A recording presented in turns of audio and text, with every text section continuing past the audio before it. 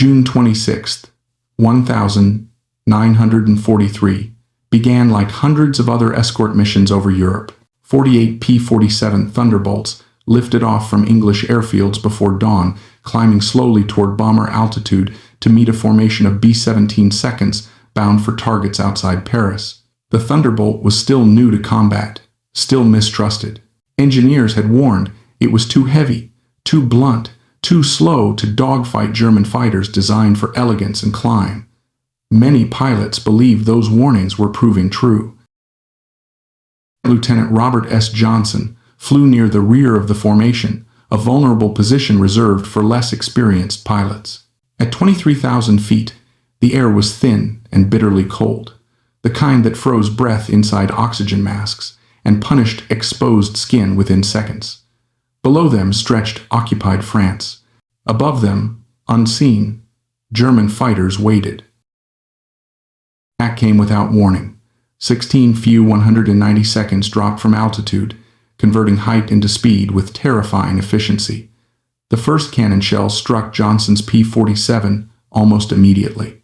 A 20mm round detonated inside the cockpit, shredding the instrument panel, rupturing hydraulic lines, and filling the confined space with smoke, fire, and burning fluid. The canopy shattered. The controls went dead. Blood and hydraulic oil streamed across Johnson's face as his aircraft fell out of formation. In seconds, the Thunderbolt was no longer a fighter escorting bombers. It was a crippled machine tumbling toward the earth, its pilot half-blinded, half-burned, and completely alone. Behind him, closing with deliberate calm, was one of the Luftwaffe's most lethal men, a pilot who had ended more than 100 air battles exactly the same way. The Thunderbolt fell through the sky in a slow, uncontrolled spiral. Fire licked through the shattered cockpit, fed by ruptured hydraulic lines and electrical shorts.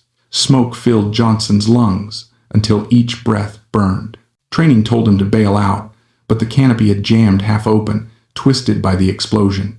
He tried to force himself through the narrow gap, but his parachute snagged on torn metal. There would be no escape.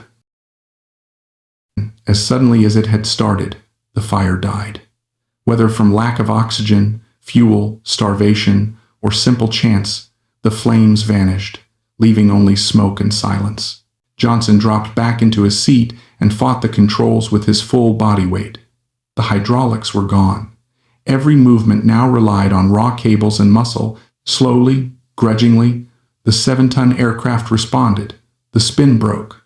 The nose leveled at 8,000 feet. And could barely see.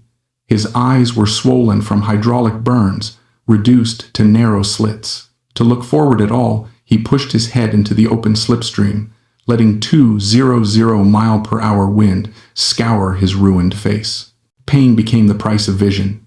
He pointed the nose west, toward England, knowing the channel was still more than 70 miles away. It was when the German fighter appeared. Steady and precise. The F-190 eased into perfect firing position, 50 yards behind the crippled Thunderbolt. Its pilot was Egon Mayer, commander of JG-2, one of the Luftwaffe's most accomplished aces. He had destroyed fighters exactly like this before. Damaged, slow, defenseless. This was not a dogfight. It was an execution. Opened fire. P-47 inches long, sustained bursts. Cannon shells punched through the fuselage. Machine gun fire hammered the wings. The armor plate behind Johnson's seat rang as bullets struck it again and again, stopping inches from his spine. The entire aircraft shook as if being beaten apart from the inside. Johnson could do nothing but crouch behind the armor and endure. Seconds stretched into eternity. Any other fighter would have disintegrated. An inline engine would have seized. Wings would have folded. The pilot would already be dead or falling, but the Thunderbolt stayed airborne. Its radial engine absorbed damage and kept running. Control surfaces shredded, yet enough remained to hold the air. Air finally overshot. The German fighter flashed past Johnson's canopy. For a brief moment, the two aircraft flew side by side, Mayer looked over and saw what should not exist: a pilot still alive inside a machine that should already be wreckage. He slowed, examined the Thunderbolt from nose to tail, then looked directly at Johnson. Instead of firing, the German ace shook his head. For a few impossible seconds, there was silence in the sky. Then Mayer raised a hand in acknowledgement, a gesture of professional disbelief. He rolled away, leaving behind a truth that neither pilot would forget. This American fighter, dismissed as too heavy and too crude, was refusing to die. The reprieve lasted only moments. Johnson knew it as surely as he knew the pain in his eyes and the blood soaking his flight suit. German doctrine did not allow wounded enemy fighters to limp home. If Mayer had broken away, it was only to reset the attack. A pilot with more than 100 victories did not leave work unfinished. 190 reappeared behind him, lining up for a second pass.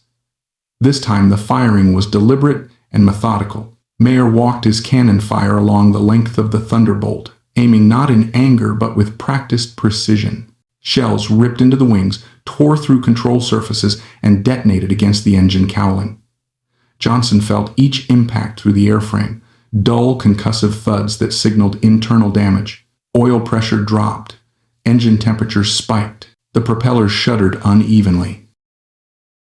The engine did not quit. It kept turning, cylinders firing independently, brute force replacing elegance. Where a liquid-cooled engine would have seized within seconds, the Thunderbolt's massive power plant absorbed the punishment and continued to pull the aircraft forward.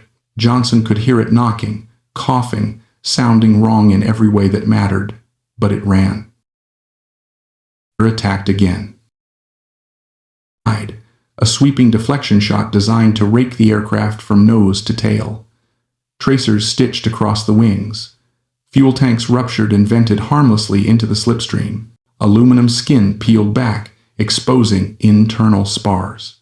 Control cables snapped. The stick went soft in Johnson's hands. The P-47 was barely flying now, held aloft by momentum and stubborn design rather than control. Mayer emptied everything. Cannon, machine guns, every remaining round poured into the Thunderbolt. The sky filled with metal fragments and cordite smoke. Johnson waited for the moment when the wing would finally fail or the engine would explode. It never came. Firing stopped. The Fire 190 slid alongside once more. Mayer looked again, longer this time. What he saw defied his understanding of air combat. The Thunderbolt was shredded beyond reason, yet still airborne, still moving west. Mayer rocked his wings in salute and turned away for good. His ammunition was gone. The fight was over. Johnson watched the German fighter disappear, then focused on the only thing left that mattered: getting home. The channel was still ahead. The aircraft had no hydraulics, no flaps, no brakes, and barely any control. But it flew.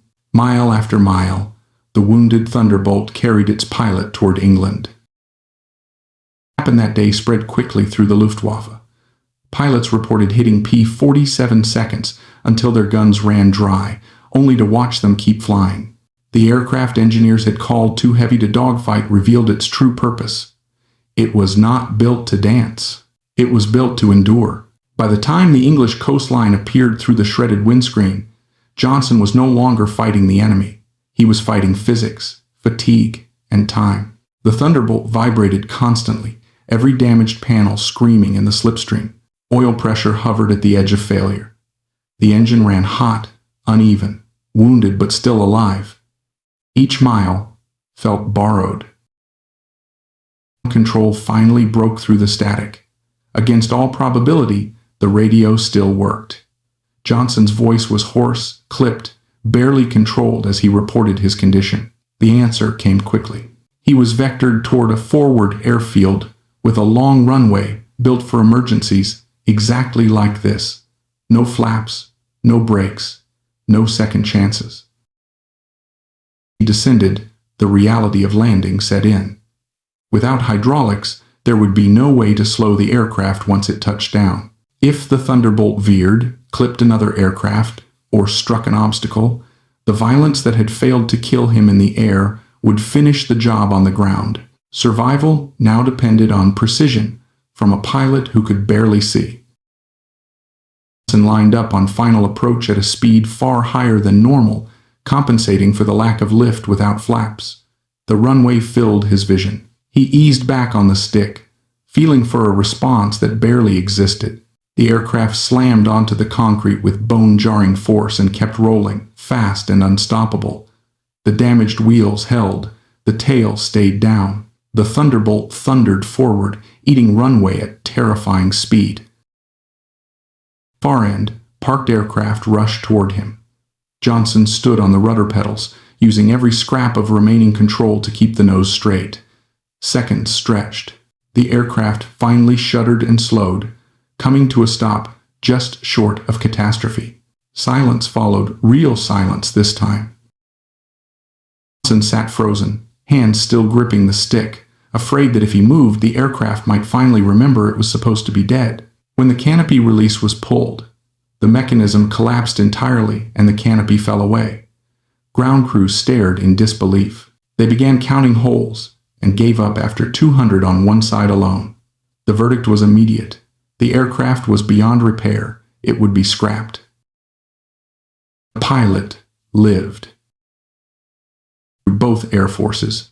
For American pilots, it was proof that the Thunderbolt would bring them home. For German pilots, it was a warning. A damaged P-47 was not a kill. It was a problem that might survive everything you could throw at it. Aircraft that had been mocked as too heavy, too crude, too slow to dogfight had revealed its purpose. It was not built to win with grace. It was built to win by outlasting the violence of modern air war. In the months that followed, the meaning of that flight became impossible to ignore. Robert Johnson returned to combat only weeks later and kept flying. Mission after mission, he climbed back into another Thunderbolt and went back over enemy territory. By the end of his tour, he had scored 27 confirmed victories, breaking a record that had stood since the First World War. He survived the war not because he was reckless, but because the machine beneath him gave him time to react, time to endure, time to come home. Across the European sky, German pilots were reaching the same conclusion from the opposite side of the gun sight. Reports filtered up through Luftwaffe squadrons describing Thunderbolts that absorbed punishment and refused to fall.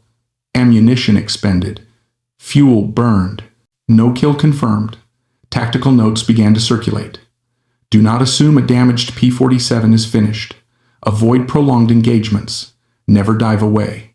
These were not compliments. They were warnings. Statistics eventually confirmed what experience was already teaching.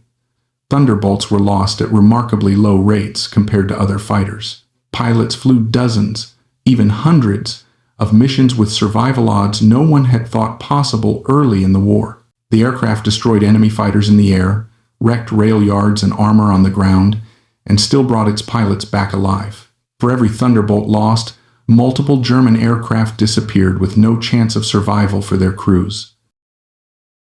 Engineers finally understood what they had built. The weight critics complained about was armor. The bulk was redundancy. The oversized engine was not inefficiency, but insurance. Where other fighters depended on perfection, the Thunderbolt depended on tolerance for damage, mistakes, and chaos. It was designed for a war where men and machines would be torn apart at industrial scale. Historians later debated the best fighter of the war. The arguments never ended. Some were faster, some turned tighter, some climbed higher, but none made the same promise. The P-47 did not guarantee victory in every fight. It guaranteed something more important. It gave its pilot a chance to survive the fight. June 26, 1943, that promise was tested by one of the deadliest pilots in the Luftwaffe, firing every weapon he had at point-blank range. The Thunderbolt endured it all and kept flying. It did not win through elegance or finesse. It won through brute strength and refusal. Engineers had called it too heavy to dogfight. History remembered it differently. The story of Robert S. Johnson and the P-47 Thunderbolt offers a lesson that goes far beyond one extraordinary combat encounter. It reveals a fundamental truth about modern warfare, engineering philosophy, and human survival under industrialized violence. At first glance, the narrative appears to celebrate brute strength, a massive fighter absorbing punishment that should have destroyed it. But the deeper lesson is not about invincibility. It is about design choices made long before combat began, about assumptions challenged under fire, and about how wars are actually won and survived, not in theory, but in reality. Before the Thunderbolt ever flew into combat, it was already controversial. Engineers and tacticians looked at its weight, its size, and its lack of elegance and concluded that it violated the principles of fighter design. Air combat theory, shaped by interwar dogfighting ideals, emphasized maneuverability, climb rate, and turning performance. A fighter was expected to win by outmaneuvering its opponent, not by absorbing damage. By those standards, the P-47 looked wrong. It was heavy, bulky, and powered by an enormous radial engine that seemed better suited to bombers than fighters. Critics saw inefficiency where Republic aviation engineers saw margin. Contrast between theory and reality lies at the heart of the lesson. Theories of war are built in classrooms, offices, and test ranges. Real wars are fought in smoke, fear, chaos, and error. In that environment, perfection is fragile. Systems that rely on flawless execution collapse quickly when conditions deviate from the ideal. The Thunderbolt was not designed to be perfect. It was designed to survive imperfection. That distinction mattered more than anyone realized in 1943. Johnson's ordeal demonstrates this brutally. No amount of piloting skill could have saved him after the first cannon shell exploded inside his cockpit. He did not outfly his enemy. He did not outthink him. He endured. His survival depended not on split-second decisions, but on the accumulated consequences of engineering redundancy. Armor plate thick enough to stop bullets, fuel tanks that sealed themselves when punctured, a radial engine capable of losing cylinders and still producing power. These were not glamorous features. They did not win air shows or impress theorists. But when everything went wrong, they bought time. Time is the true currency of survival in combat.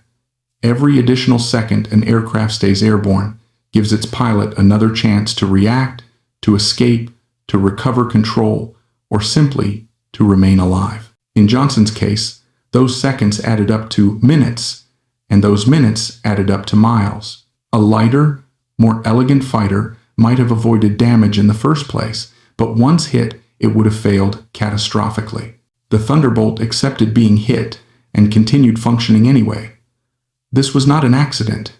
It was a deliberate design philosophy. Philosophy reflects a broader American approach to industrial warfare. The United States did not attempt to win by building the most refined or delicate machines. It built machines that could be produced in large numbers, maintained by average crews, and survive abuse. The Thunderbolt embodied this mindset. Its engine was not optimized for minimal weight, but for reliability and power. Its structure was not optimized for minimal material use, but for strength. Its cockpit was not cramped and minimal, but spacious and protected. Every one of these choices increased weight. Every one of them increased survival. And here is uncomfortable for those who prefer clean solutions and elegant answers. Robustness often looks inefficient on paper. Redundancy looks like waste. Armor looks like unnecessary mass. But in environments where failure is inevitable, robustness outperforms optimization. The P-47 did not assume that pilots would never be hit. It assumed that they would be hit repeatedly and built accordingly. That assumption proved correct. Luftwaffe learned this lesson from the opposite side of the gun sight. German fighter design prioritized performance. Aircraft like the Bf-109 and Fw-190 were superb machines, optimized for speed, climb, and firepower. They were lethal in the hands of skilled pilots, but they were also unforgiving. Damage to critical systems often meant immediate loss. A single shell through a coolant line could end an aircraft within minutes. This was acceptable early in the war, when Germany enjoyed tactical advantages and experienced pilots. As the war progressed and losses mounted, the cost of fragility became apparent. And survival became part of Luftwaffe folklore not because it was unique, but because it was repeated. German pilots encountered thunderbolts that refused to die. They fired until ammunition ran out and watched their targets limp away. This had psychological consequences. Confidence in weapons eroded. Tactical assumptions failed. A damaged enemy aircraft was no longer a guaranteed kill. The P-47 forced German pilots to expend more effort, more ammunition, and more time for fewer results. In a war of attrition, that mattered. Attrition is another key lesson. The Thunderbolt was not just a tactical success. It was a strategic one. It flew hundreds of thousands of sorties. It destroyed aircraft, trains, vehicles, and infrastructure. But perhaps its most important contribution was statistical. P-47 pilots survived at rates unmatched by most other fighters. Experienced pilots lived to fight again. Skills accumulated instead of being lost. Units retained institutional knowledge. The war became progressively harder for Germany as Allied pilot experience increased and German experience declined. Highlights a truth often overlooked in discussions of weapons performance. Survivability multiplies effectiveness over time. A weapon that brings its operator home preserves experience. Experience improves outcomes. Improved outcomes reduce losses. Reduced losses further preserve experience. This feedback loop is powerful. The Thunderbolt did not merely destroy enemy assets, it preserved Allied human capital. The story also challenges the romantic idea of the lone ace winning through superior skill alone. Johnson was a skilled pilot, but skill did not save him that day. Engineering did. This does not diminish human courage or training. It contextualizes them. Courage and skill matter most when supported by systems that allow mistakes, absorb shocks, and recover from damage. Without such systems, even the bravest individuals are consumed by the machinery of war. Also a moral dimension to this lesson. The Thunderbolt was built around a promise: bring the pilot home. That promise shaped decisions at every level of design. Armor plate, behind the seat, exists for one reason. Self-sealing fuel tanks exist for one reason. Redundant systems exist for one reason. They acknowledge that human life has value beyond immediate tactical gain. This does not make war humane, but it does make it survivable for those forced to fight it. Contrast this with systems designed primarily for maximum lethality or performance, where operator survival is secondary. Such systems may excel briefly but exact a higher long-term cost. The Thunderbolt's legacy suggests that protecting the operator is not a weakness, but a strategic strength. An air force that values pilot survival can sustain operations longer, adapt faster, and recover more effectively from losses. The lesson extends beyond aviation. In any complex system operating under stress, designs that tolerate failure outperform those that demand perfection. This applies to engineering, organizations, and even societies. Systems built with margin, redundancy, and resilience survive crises that destroy optimized but brittle alternatives. The P-47 is a physical embodiment of that principle. It also teaches humility. Engineers did not fully understand what they had built until combat revealed it. Pilots did not trust the aircraft until it saved them. Enemies did not respect it until it refused to die. Real-world testing under extreme conditions overturned expert opinion. This is a reminder that theoretical expertise must always be tempered by empirical reality. The story teaches that victory in industrial war is rarely about elegance. It is about endurance. The Thunderbolt did not win hearts with beauty or grace. It won by staying in the air when logic said it should fall. It won by absorbing violence and continuing its mission. It won by turning weight into survival, and survival into strategic advantage. Engineers called the P-47 too heavy to dogfight. They were not entirely wrong within their framework, but the framework itself was incomplete. War did not reward the lightest or the most agile alone. It rewarded those who could survive being hit, return tomorrow, and keep fighting. On June 26, 1943, that reality was written into the sky over France, not in equations or doctrines, but in bullet holes, burning metal, and one aircraft that refused to die. The enduring lesson is simple and uncomfortable. In the real world, strength often looks like excess until the moment it becomes necessary. The Thunderbolt existed for that moment, and when it came, it delivered on its promise. The story of Robert S. Johnson and the P-47 Thunderbolt is not merely an account of an extraordinary survival. It is a case study in how modern war actually works when theory collides with reality.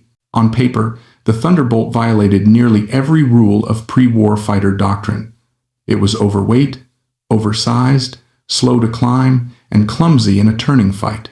Engineers, analysts, and even pilots questioned whether it belonged in air combat at all. Yet the lesson that emerged from Johnson's ordeal and from thousands of similar missions flown by P-47 pilots is that war does not reward elegance, it rewards resilience. The aircraft that survives long enough to keep fighting ultimately matters more than the aircraft that performs best under ideal conditions. For the war, air combat theory was dominated by the idea of maneuver warfare in the sky. Fighters were expected to win through speed, agility, and precision. Damage was assumed to be rare, and when it occurred, the aircraft was expected to be lost. This thinking shaped designs across Europe. Fighters became lighter, tighter, and more optimized. Every kilogram saved translated into better climb or turn performance. The result was machines that excelled in clean dogfights but had very little tolerance for error or damage. When hit, they failed catastrophically. That risk was accepted because designers believed skilled pilots would avoid being hit in the first place. P-47 was built on a different assumption. Republic Aviation's engineers assumed that pilots would be hit. They assumed that anti-aircraft fire, cannon shells, machine gun rounds, mechanical failures, weather, fatigue, and human error would all play a role.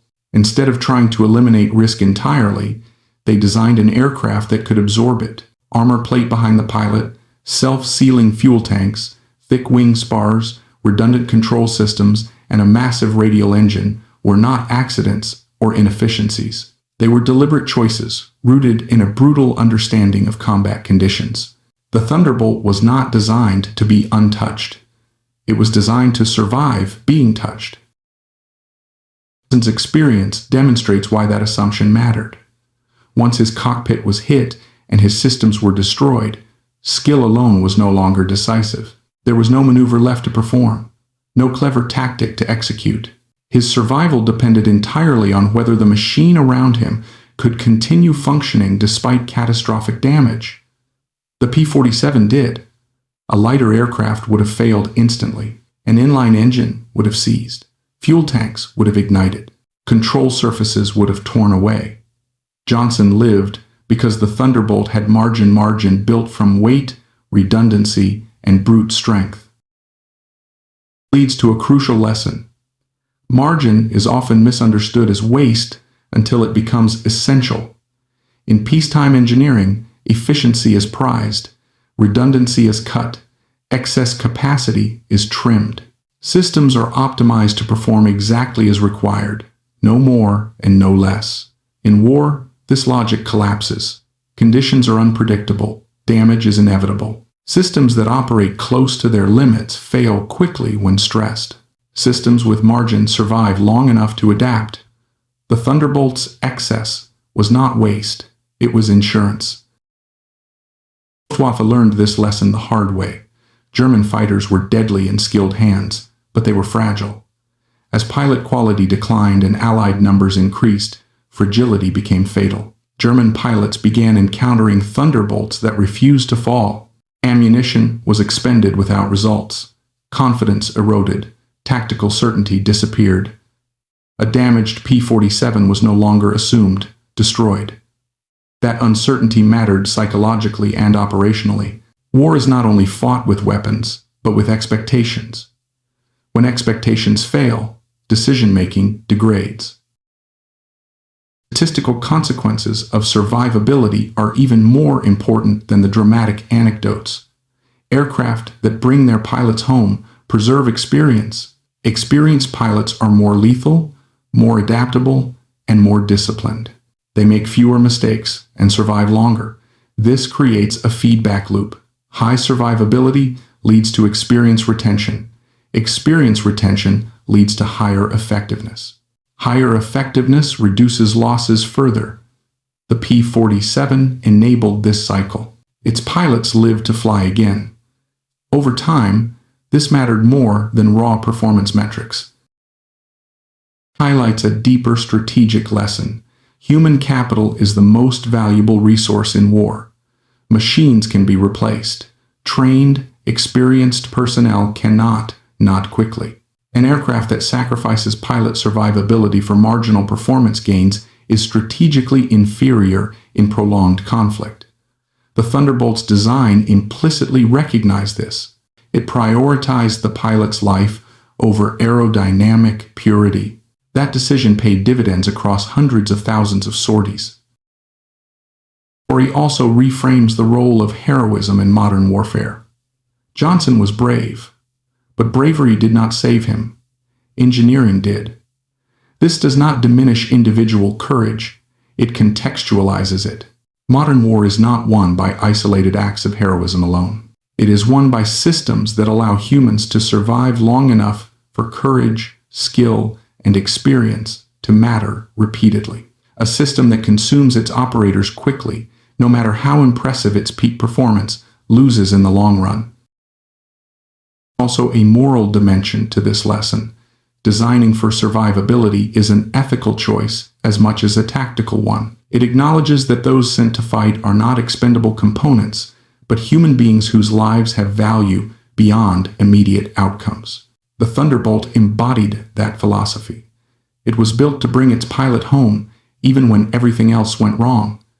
That promise shaped its reputation and its legacy. The contrast between American and German industrial philosophy reinforces this point. American industry emphasized scale, redundancy, and reliability. German industry emphasized precision and performance. Both approaches produced impressive machines, but only one scaled effectively under attrition. The Thunderbolt was not merely a fighter, it was a product of an industrial system designed to sustain prolonged conflict. Its success cannot be separated from the factories, logistics, and design culture that produced it.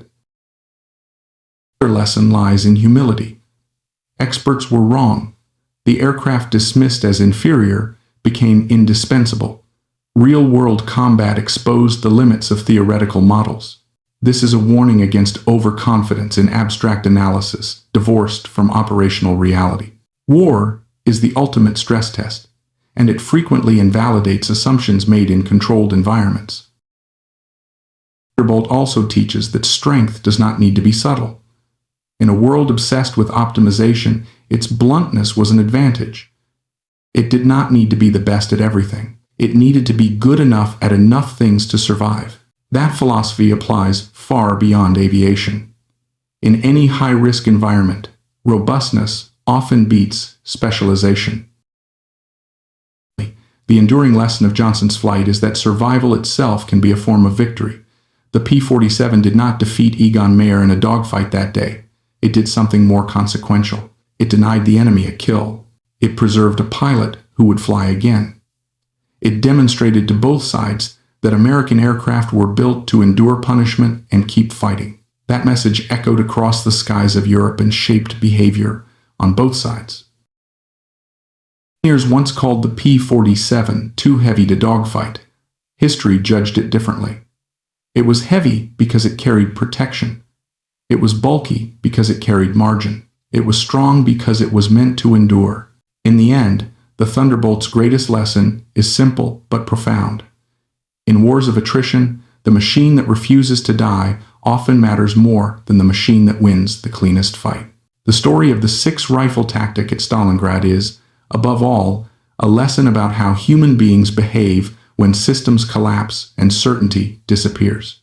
It is easy to remember Stalingrad as a clash of armies, factories, and casualty figures, but the reality was far more intimate and unsettling. The battle revealed that war, stripped of movement and clarity, becomes a contest of perception, patience, and psychological endurance. What Vasily Zaitsev created did not succeed because it was clever in a technical sense. It succeeded because it aligned perfectly with how humans think, fear, and repeat behavior under extreme stress.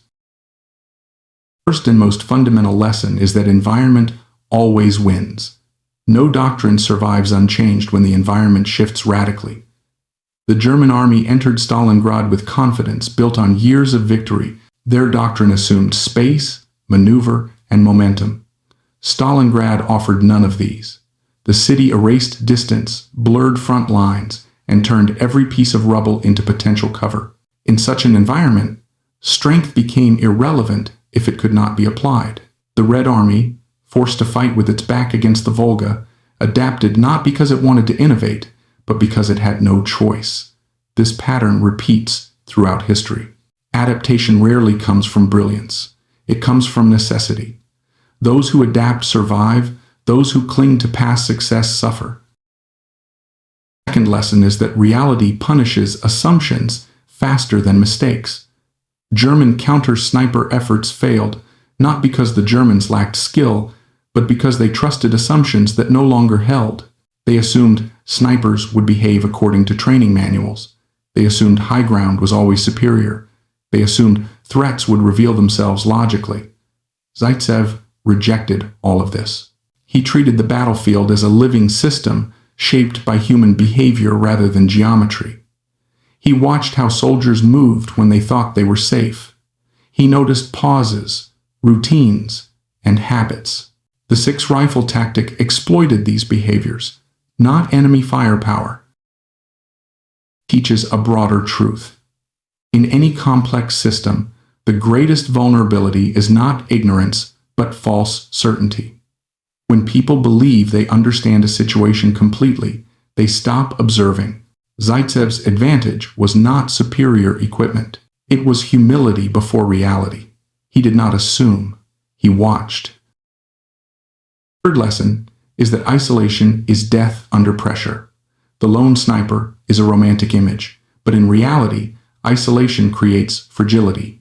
German counter-sniper doctrine depended on finding isolated threats and eliminating them. Zaitsev's system removed isolation entirely. Every sniper pair was protected by another. Every movement was covered. Blind spots were intentional, not accidental. This transformed survivability. The system absorbed risk rather than concentrating it. The lesson applies universally. Systems that rely on individual brilliance fail when pressure increases. Systems that distribute awareness, responsibility, and protection endure. Coordination does not reduce effectiveness. It multiplies it. The fourth lesson is that fear reshapes behavior faster than bullets reshape battlefields.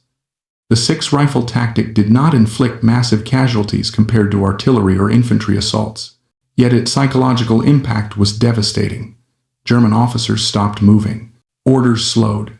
Units froze. Fear did not destroy the German army physically. It destroyed its initiative. And without initiative, numbers become meaningless. It works this way because it attacks confidence. Humans can endure danger if they understand it. They struggle when danger is unpredictable. Zaitsev's teams weaponized uncertainty. Silence became threatening. Stillness became deadly. Soldiers feared standing up more than being attacked. This paralysis was more damaging than any single kill. The fifth lesson is that patience is power in environments of complexity. Stalingrad punished speed and rewarded stillness. Impulsive movement exposed silhouettes. Aggressive probing revealed patterns. Zaitsev's teams waited. They let the enemy reveal himself. This restraint required discipline, not passivity. Waiting was an active decision, rooted in understanding how humans behave when nothing happens for long enough. Relaxation creates exposure. Routine creates vulnerability.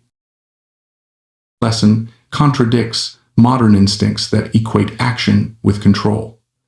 Sometimes control comes from refusing to act until the environment forces the enemy to make a mistake.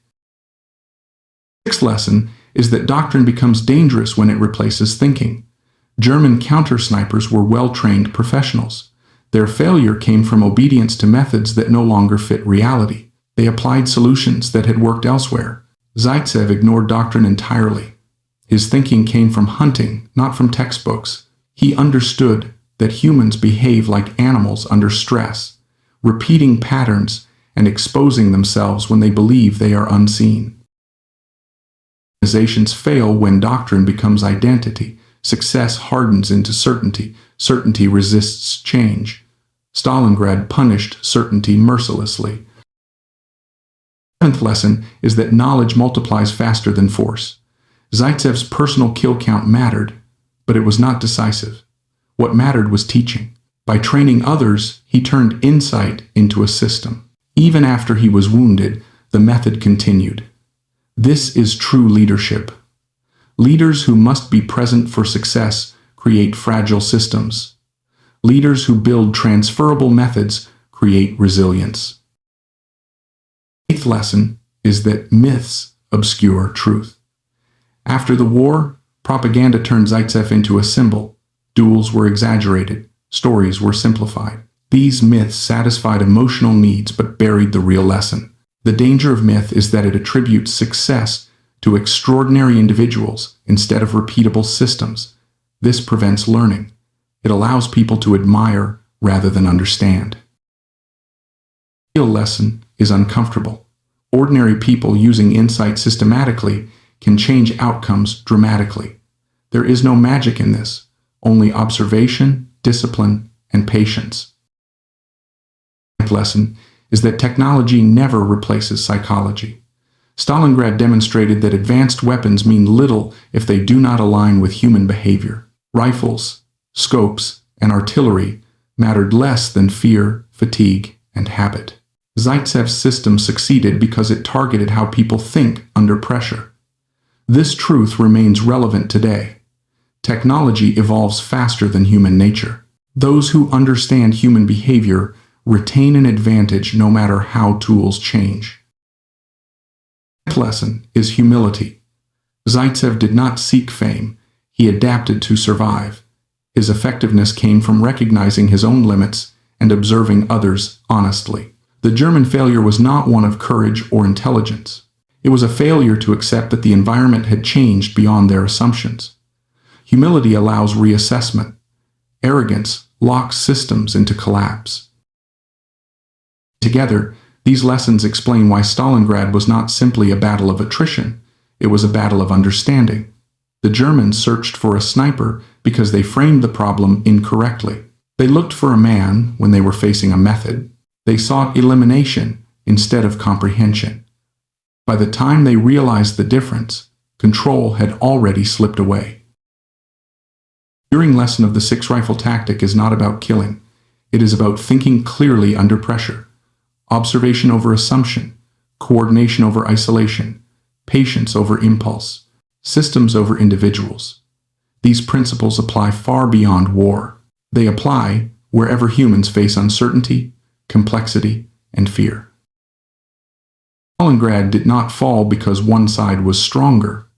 It fell because one side learned faster. The story of the six-rifle tactic at Stalingrad offers a lesson far deeper than sniping or battlefield ingenuity. It reveals how human systems behave when order collapses, how fear reshapes decision-making, and how understanding reality matters more than strength, numbers, or even courage. At its heart, this is a story about thinking correctly under pressure, and how the side that adapts fastest, not the side that strikes hardest, ultimately prevails. Stalingrad was not a battlefield in the traditional sense. It was an environment where all familiar reference points dissolved. Streets disappeared under rubble. Buildings became vertical labyrinths. Front lines existed only for minutes at a time before collapsing into confusion. In such conditions, pre-war doctrine became a liability. German operational thinking had been built around clarity, open terrain, coordinated movement, clear lines of advance. Stalingrad destroyed clarity itself. What replaced it was ambiguity, concealment, and proximity. Victory no longer depended on maneuver, but on perception. The first lesson is that environments dictate outcomes more than plans ever do. No matter how refined a doctrine is, it only works when the environment supports its assumptions. The German army did not lose at Stalingrad because its doctrine was poorly designed. It lost because it refused to recognize that the environment had invalidated that doctrine. The Red Army, fighting with fewer resources and under greater desperation, adapted because it had no alternative. Adaptation is rarely driven by brilliance. It is driven by necessity. History consistently shows that the side forced to confront reality without illusions often gains the advantage over the side still clinging to past success. The second lesson is that human behavior is more predictable than any weapon system. German counter-sniper efforts focused on technology, optics, firing angles, elevation, and cover. These tools were effective in many contexts,